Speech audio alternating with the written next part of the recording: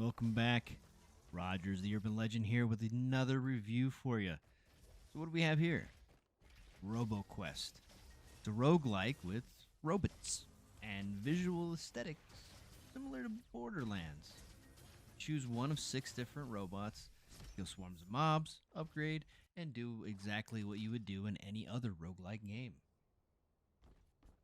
Alright, here's your options. You got your start game, pretty standard. You got a bench over here to allow you to select your difficulties. There's 4 different types. Here you have your gadget stand. These are the things that are persistent throughout your gameplay. You find them during your play. If you hold tab, you can actually see the things you have equipped as well as your gadgets. Now attached to this bench is your class selection. Once you hit here, you can see that there are 6 different classes. You have 2 abilities per class, as well as a passive, such as this one here with Frenzy. It just increases damage over time. There are selections over on the right-hand side that are all question marks. These are your unlockable buffs and cards that you get while you're playing the game. These are only active once you find them in the game and during that gameplay only. On this bench over here is your workbench.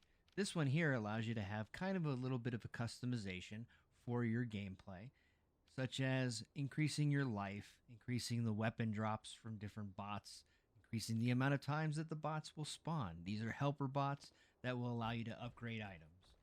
Here you have a bench that literally just lets you pick up your friends and will also be part of the cons later. This here is your last bench. This one just bestiary, shows you all the guns and items in the game. All of the things that can be unlocked, you can see it right here.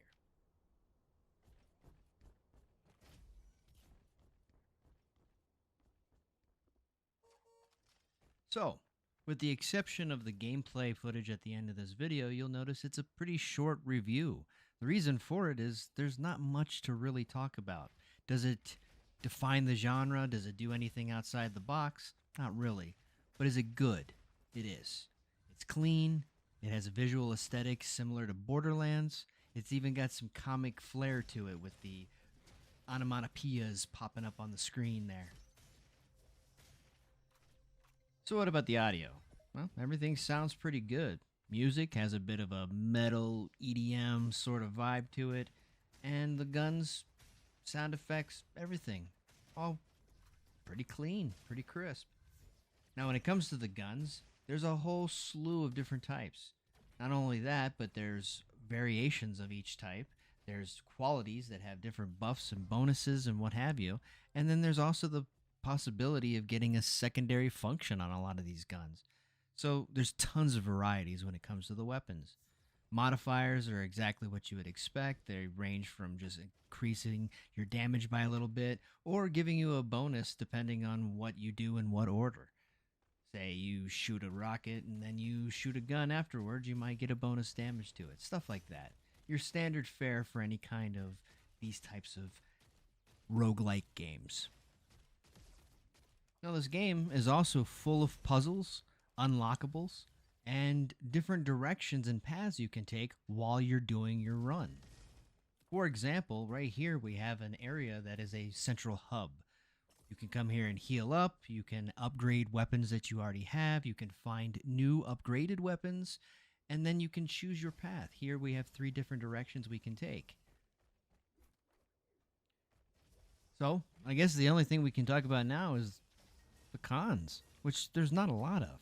If you notice, we've been playing this for a little while here, and every enemy is just your standard silver robot.